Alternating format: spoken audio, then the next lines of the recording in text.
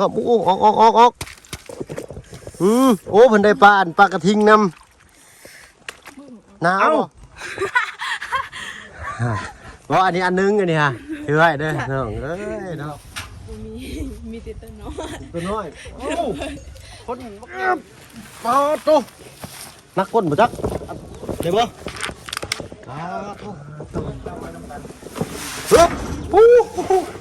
โอ้เราสี่กระสอบเลยนี่เนาะปลาติดดูดันข่อยเปิดได้มันปุดใช่ได้นี่ได้ขนาดปลายังเอาพี่หน่อยเนาะมาฮอดจอดถึงเด้อบ้านน้องบุษบาตากลมเนาะเปิดที่เปิดภาพมากับพี่แหละพี่หน่อยเนาะเพื่อนลังใหญ่สูงเจินเทินโอ้โตเขาซานขึ้นมาลายกระสอบเด้บาทนี่เนาะจิบกุ้มฮอดอันลงหน้าเพิ่นบ่นี่เนาะต้องไวขนาดสร้างเพิ่นนี้ก็ได้3-4-5 มื้อพี่น้อยเนาะหลังจากที่ทีมงานเนาะกลับบ้านกลับซ่องกำลังเริ่มปิดผาข้างเนาะสังกะสีขึ้นเรียบร้อยโอ้เนาะไม้อันน่ะเพิ่นก็เป็นสีไม้สักทองเนาะเบิ่งครับว่าลูกเพิ่นย่างเลาะเบิ่งก่อนเนาะวันนี้ดีเนาะทางบ่เพิ่งเข้ามามีข่าวดีไปทางน้องบุษบาเพิ่นอีกคือเก่าพี่น้อยเนาะโอ้ยงามไปใส่เด้น้องบุษนี่เนาะไว้สร้างน้องบุษเป็นไปใส่ฮะไปซ่อนกุ้งเท่ดิบ่โอ้ยโอ้ไปเลยบ่ไปตู้โอ้โดยเอาใส่ดีบาทดิเนาะเอาก่อนอื่นเด้อ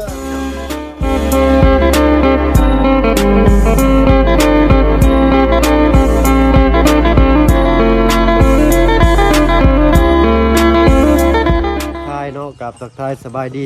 ผู้ใหญ่ใจดีเหล็กFCเบิร์ดทุกทานอีกเช่นเคยเนาะเปิดคลิปเปิดภาพมาพ่อกันพี่แหละอยู่บ้านน้องบุษบาตากลมเพิ่นพี่หน่อยเนาะโอ้หลายฟ้าหลายมือเนาะกลับบ้านกลับซองไปแล่นเวียกแล่นงานเนาะทางพ่อแขกเพิ่น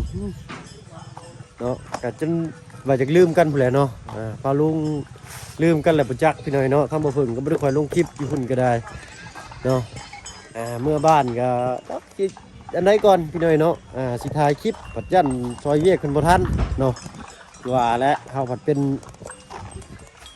เคยหน่อยเนาะก็ต้องแล่นให้มันลายกระมูเนาะเพิ่นสิอยู่ก่อนนะก็มีหน้าที่ของเพิ่นแล้วเนาะเฮายังจับต้นชนปลายบ่ได้ก็แล่นเฮ็ดทั่วแล้วเนาะพอเฮ็ดอันได้ก็เฮ็ดว่าซั่นซะเนาะเอ้าไปเลาะเบิ่งทางน้องบุษบาเพิ่นก่อนพี่หน่อยเนาะอยู่ไสเด้บาดนี่สิหาเห็นอยู่บ่ละบาดนี่เนาะเซ่นี่ก็บ่ได้แม่นน้อยๆบาทตอนนี้มีทางแม่ใจดีทางฝั่งไทยเพิ่นพี่หน่อยเนาะสวยๆทางน้องบุษเพิ่นมาเนาะเอาสิเป็นหยังก็จักหน่อยจังไปเบิ่งนำกันเนาะใส่เด้บาดกางโกบเบิ่งก่อนพี่หน่อยเนาะ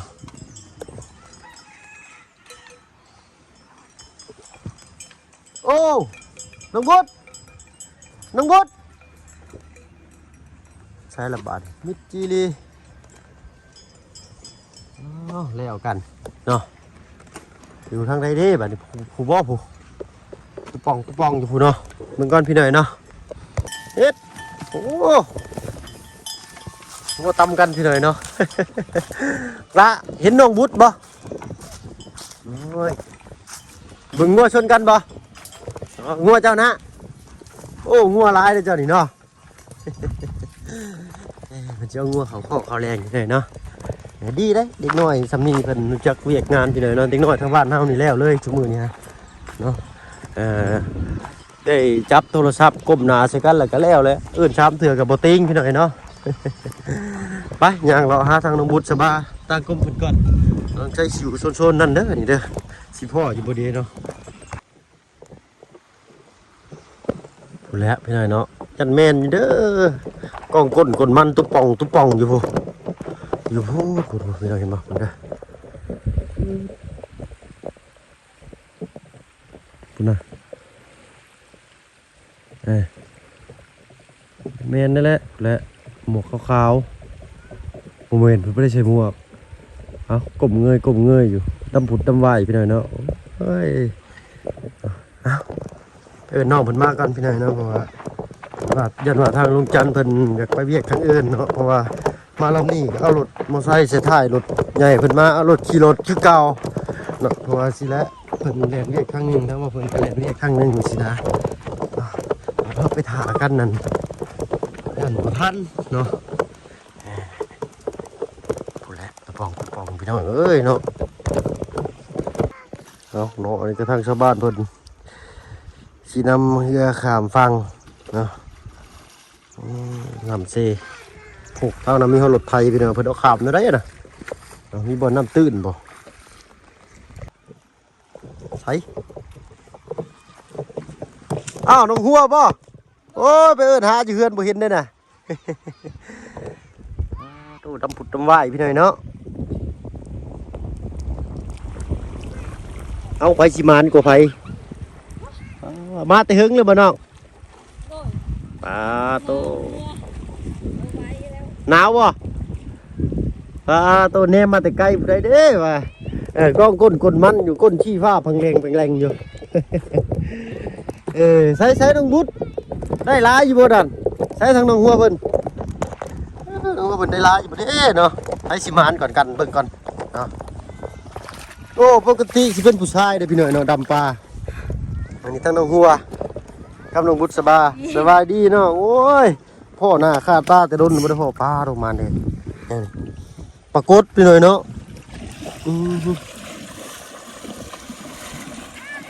กุ้งสิเพิ่นได้ปรากฏได้นี่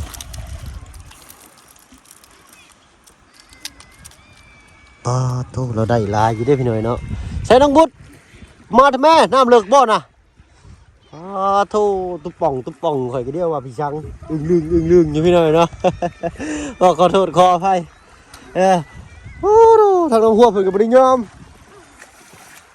ใช้ไผสิมานก็ไผส่วนมากไผสิหากินมานก่อนกันนี่โอ้ดูเกือบคัดเอวเราเห็ดเนาะยันเกือบเสียสมมุติว่าขึ้นมาแล้วเกือบเสียข้างหนึ่งเห็ดได้น้อง ใช้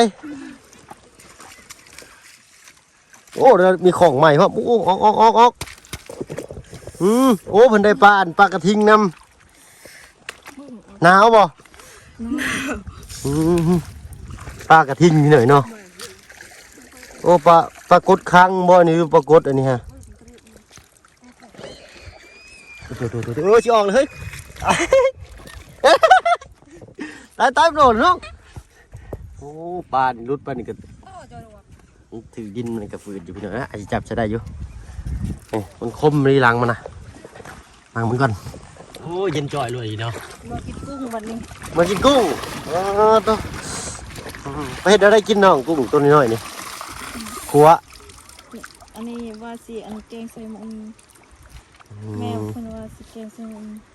แกงใส่หมูมี่กลายมาบ่เห็นคนในเรือนน้องแม่นน้องฮะก็ขึ้นมาฮอดเมื่อกี้นี่ไปน้องบุษบาตากลมเฮาเนาะมีแนวมาให้มื้อนี้มีแนวมาเซอร์ไพรส์เนาะจัดหนักจัดเต็มอีกแล้วเจ้าบาดนี่เด้อ ไปพี่น้อยเนาะพูดแล้ว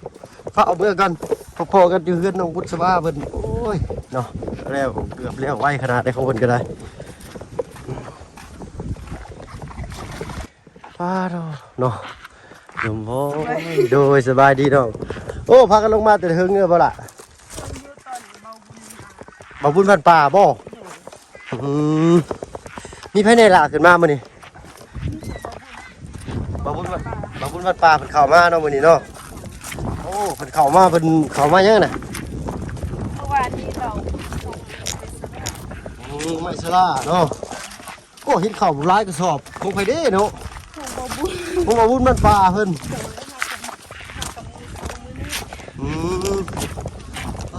กินบ่ฮอดลงหน้าพี่หน้าเอายักนี่เนาะน้องบุญเรากินข้าวลายเด้อน้องบุญน่ะเห็นป่ะปั้นสำแขนนี่แล้วเนาะโอ้หอบอยู่เลยเนาะชาวบ้านไปกะหาอยู่หากินแบบนี้เนาะดำปลาไปพี่หน่อยเนาะดำปลาก้องก้นมันแพงแรงอยู่แล้วก็ได้แม่นะฮะขึ้นมามื้อนี้พร้อมกับลุงจันทร์เพิ่นเนาะ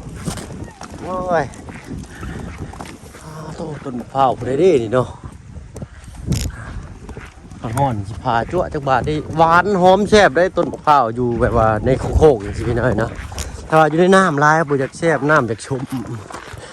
หรือว่าเป็นน้ำพันธุ์มันบ่โอ้ยหายใจบ่ทันสิเพชรเรียกยังได้เนาะอยากขึ้นตะพังเซกันยังหอบเลยไปพี่น้อยเนาะพอๆกันพุ่นแหละเพื่อนชาติบันสองน้องบุษบาว่าสิมียังหั่นไปรุ่นเบิ่งนำกันพี่น้อยเนาะให้น้องเพิ่นเก็บปูเก็บปลาก่อนพี่น้อยเนาะเหลือสิหัวหายใจน้ำกระแทบจะไม่ทันเลยพี่น้อยเนาะมาเปลี่ยนเสื้อผ้ากันบ่มาเปลี่ยนหนาวได้เอาเนาะไปมาพี่เนาะก็กระไรยังจะห้างพี่น้อยเนาะมาห้องเนาะมาคนรู้ได้ไปเยี่ยมใช้งานต่อรถเลยเนาะจะหูบ่สิเป็นยังโอ้โตเจ้าต้องห้องโอ้รถแหละเดินครับมาพี่ใจในโมเมนต์อันนี้เอ้าว่าอันนี้อันนึงอันนี้ฮะถือไว้เด้อน้องเอ้ยเนาะพี่นี่อันนี้เด้อสละได้แล้วเห็นสากปัจจุบันตายเนาะเอาเนาะโมเมนต์สากอย่างเดียวเด้อเนาะใส่กดกล้องแล้วบ่เนาะเอาใส่ละไม่ยินเขาครับนี่เนาะปึ๊บได้กี่ก้อนนี่เขาคือขาดเลยนี่เฮ้ยได้ดิ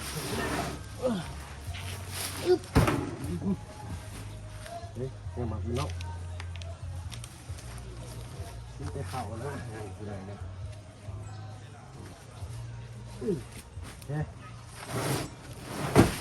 เข่าหนึ่งกระสอบนี่กันนี่เดี๋ยวเวลาจะผูกไว้ยันแมงวันตอมจะก็เอาอยู่ที่ไว้โอ้ยเราจะไว้กับเขากับหน้ามันนะเนาะเขาที่เขากินเลยเขาก็เอาในกลัวไว้ปลาชีเนาะเป็นไงมีและเหือดยังกระโตกกระเต้นเลยกระโตกบ่มีกระตุกมีแต่กระตุกน้อยกระโตกน้อยโอ้ใครในไอ้จับประตูใหญ่มาเลยอ่ะใหญ่ชุดว่ะพกแต่ใหญ่ชุดแรงนะห้ามเพิ่นนี่ตัวใหญ่เจ้ามีบ่มีแต่ตัวน้อยตัวน้อยโอ้คนมักใหญ่พี่น้อยเนาะมีแต่แนวน้อยๆเป็นซีเมนต์บ่ล่ะซากนี่ก็ใหญ่นี่เอาเนาะตำเป็นโคกแต่งบ่ได้เลยแข็งดีอยู่พี่น้อยเนาะเอาเนาะเห็นอะไรบัดนี้จะไปได้บัดนี้ไปอย่างดีเลยได้พี่น้อยเนาะมาพี่จะมันปิ้วไปกับพะแหงเนาะของสมุทรตังมวลนี่จะเป็นของอ้ายหรอกเด้อเด้อเป็นของเมย์ทั้งฝั่งไทยที่ทั้งฝั่งไทยเพิ่นว่าผู้เดิมที่ซื้อพระห่มเสือศาสตร์มันมุ่งให้เจ้ารอบนั้นเลยเด้อเอามีแต่ให้เจ้าขอบใจทางพี่เพิ่นหลายๆเนาะทั้งเมย์ใจดีทั้งฝั่งไทยเว้าดังๆเด้อล่ะของอ้ายไม้บ่มีเสียงลมหมู่ครับขอบใจแม่ตั้งฟังภายในเด้อขอให้อยู่ดีมีแห้งไปใส่มาใส่ก็ตลอดปลอดภัยความเจ็บแย่ใดความใครยังมีพัฒนาสิ่งใดใครใดสิ่งนั้นสาธุแหลกขอบใจว่าเพิ่งนำเด้อขออยู่ดีมีแห้งไปใส่มาใส่ก็ตลอดปลอดภัยความเจ็บแย่ใดความใครยังมีพัฒนาสิ่งใดใครใดสิ่งนั้นสาธุโอ้เราเก่งเนาะน้องบุญดีเนาะเอาเป็นอะไรระหว่างที่ทีมงานจะไม่กลับไปเงียบเงาอยู่บ่ทางนี้เงียบเงาอยู่เนาะเอาหนาวเลยได้หาไอ้บอกไปเปลี่ยนเสื้อก่อนกับบ่ไปเอามีแต่คนนี่เล็บไปได้อยู่ตี้ไปเขานี่ได้อยู่บ่50 โลได้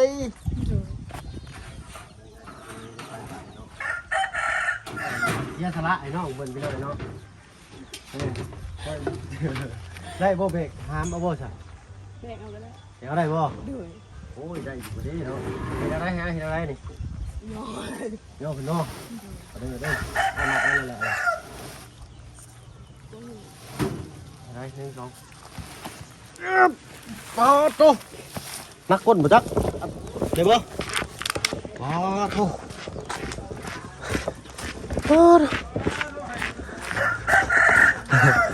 เราบ่ให้ค่อยเบะได้ลุง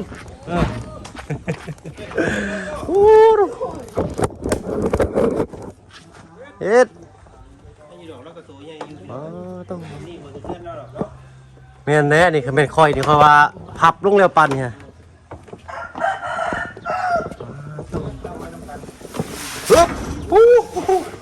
โอ้โด4กระสอบเลยนี่เนาะพาโตเนาะเลี้ยงกระสอบไปอีกก้อนน้อยนึงเนาะเอาชีดีงามทางมาบุญบ้านป่าเพิ่นพี่น้อยเนาะเอามือซ้ำบ้านในโทรศัพท์ก็ได้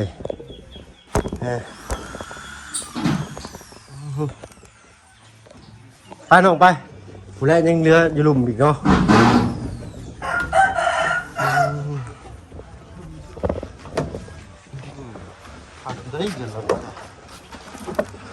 ไม่ดีดิโอ้น้ำจิ้มตึกใส่นอกเลยเนาะดีงามคือกันนี่ฮ้อนใส่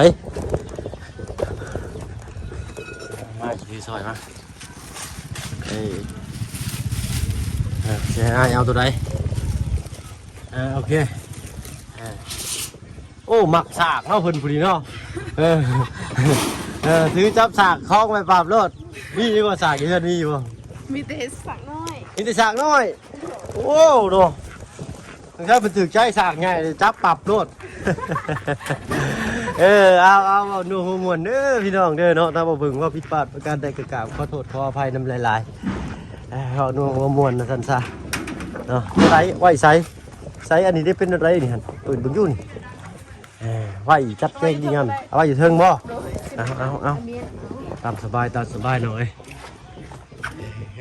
เห็นสากรุดมือใส่ข้อข่อยเรียบร้อยแล้วนะสากใหญ่ครับ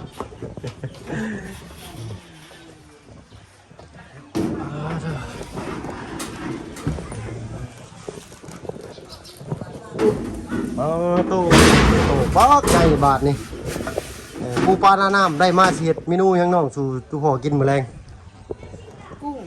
กุ้งเสียดอะไรแกงเอาโดยใส่น้ำใส่ผักเลยก็ใส่มีใส่อย่างใส่มังมีแกงใส่บะหมี่คือกับบ้านน้องหัวโดยเนาะโอ้ดูมันนี่ยอดได้ยังเงาข่าวสร้างมันนี่ปลาดุกโดยไปเสะคึกจันทร์พอโอ้ผุนหากินมานเลยเนาะตุพ่อนี่เนาะพยายามจันได้ปลาดุกรอบน่ะก็ได้ปลากดบ่ปลาดุกใหญ่เนาะปลาดุกแล้วก็ปลาคอคือกันแล้วก็ปลาลาดปลารสอะไรปลากระทิงนี่เลยเนาะน้องบุตรนี่ก็ได้อันเพิ่นป้าไปลาลุงลังเนาะได้อันปลากระทิงไปเลยเนาะคนข้าหากินมันคือตุพ่อคนอยู่เนาะใส่ตุพ่อเพิ่นเป็นไรตุพ่อสบายดีจ้าเป็นไงเงินชานบ้านซองเนาะไปหาอยู่หากินเป็นอะไรมันคือเก่าได้ปลาดุกบางอย่างปลาดุกคั่วเลยบ่มันเนาะเจ้าเนาะหากินเนาะน้องบุตรก็หากินมันเงินน้องบุตรก็ได้แล้วได้ปลากระทิงกินนี่พี่หน่อยเนาะนานเขานี่เงยช้างในกินเนาะเขาสร้างเพิ่นเนาะเขาก็สามีและสัมภาได้นะพอเนาะเป็นไดเงินชาติบันซองนี่งามโอ้ยถูกใจงามเนาะงามเคยคิดเคยพันบ่พอว่าสิได้จำนี่บ่คิดเลยพอบ่คิดเลยเนาะโซนี่เท่าบ่คิดอะไรเลยเอาก็สิได้ขนาดลูกใหญ่ก็บ่คิดได้ดอกเพื่อนทำนี่เลยเนาะคือว่าแล้วเฮาลูกหลานเฮาก็บ่ได้ไปหาเวียกหางานนี่ใช่เนาะได้แต่รับจ้างรับบ่ายพอได้แต่ซื้อข้าวโลกินเนาะเอามีแต่สิได้นอนอุ่นแล้วบาดนี้เด้อเนาะเอาทางลูกก็สิไปทางอื่นก่อนเด้อเฉลิมพอเด้อโดยสบายดีจ้ะโตไซทางน้องบุตรเพิ่นไปไสล่ะไปเปลี่ยนเสื้อผ้า โอ้ยืนแล่อยู่นี่ก็รอเป็นอะไรเด้อสบายดีจ้ะ ได้ที่นั่นนะ อ้อเนาะ งาม เราสูงกันเทินแดบดำ เอ้ยเนาะบ่ต้องแปลกใจเลยพี่น้องเด้อเนาะบ้านลุงเพิ่นคอมเมนต์มาว่า เรียกมานอนเวลาทุ่มมัน อ่า ตายมานอน คือไผเนาะการเสียงเว้าเพิ่นว่าค่อยจะคือเจ้าเด้อลุง บ่ เอาลูกชิดเพิ่นได้พี่น้อยเนาะ ตอนเวลาพูดที่เราเนี่ย เสียงเว้าก็คือเสียงหัวก็คือเพิ่นว่าเนาะ ว้ายเนาะเอาคือร้ายกับบุรีได้พี่น้อยเนาะเขาจะบ่เป็นตัวเองงามเห็นแล้วบ่ทางน้องบุญเพิ่นไปเอาปลามาเมื่อกี้นี่โอ้เรามานได้ จักได้ ผู้แล้วผู้ โอ้ปลายังคนได้ โอ้ปลาตัวนี้ดุดันเลยปลาตัวนี้ได้เนาะปลาตัวดุดันคอยเปิดได้มันปุดใช่ได้นี่ได้ขนาด ปลายังโอ้อ๋อโต ตกใจดีกว่านี่สายตกใจอยู่กะ แล้วมันกุ้มแรงไงนี่ กุ้ง เนาะ แรงแหล้วเป็นปลากดข้างบ่หรือว่าปลากดธรรมดานี่ กุ้งกาเนาะ โอ้ กุ้ง ปลากดธรรมดา ตัวบักใหญ่นี่พี่น้องเอ้ โอ้ ย สำนิ้วก้อยเนาะ ปลาดุกปลากดปลาเก็ดเนาะ ปลากระทิงตัวหนึ่งนะ ให้ปลาตัวได้กระทิง ปลาลายๆได้ดูปลาหลาดตัว ป ลา ลาย ลายนี่บ่ ๆโดย ปลากระทิงเพิ่นเอิ้นเนาะ โดยปลากระทิงพี่น้องทางฝั่งไทยเพิ่น เอาพอเอาไว้ อืม เอาไว้ในรถเพิ่นคิวเพิ่นกินเนาะ เออ เอาไว้ให้สร้างให้ยังรถ เลย ยัง ทางพวกลูกบ่ยากดอกขี่ไปนำทางปั้นเขาเหนียวไว้ก็แล้วคนละปั้นหนาวบ่น้องโอ้ยเอาโอ้ได้ใส่สุดงามแท้เอาเนาะทางอ้ายก็สิไปทางอื่นก่อนเด้อฉันเด้อเนาะโอ้ยเอาหลายๆเนาะทางอ้ายยังคาเวียกหลายอยู่เนาะพุ่นละมีแต่ไปพุ่นแหละทางลุงจันทร์เพิ่นมียังสิมอบให้บ่จักเนาะหรือว่ามีข่าวดีหรือใดทำข่าวเนาะเอาไปแล้วสบายดีจ้าโดยไปเนาะถ้าบ่เพิ่นก็สิขอตัวลำลาก่อนพี่น้อยเนาะพบกันคลิปหน้าเด้อเนาะสำหรับคลิปนี้ถ้าบ่เพิ่นขอตัวลาแล้วเนาะสบายดีจ้า บ่ได้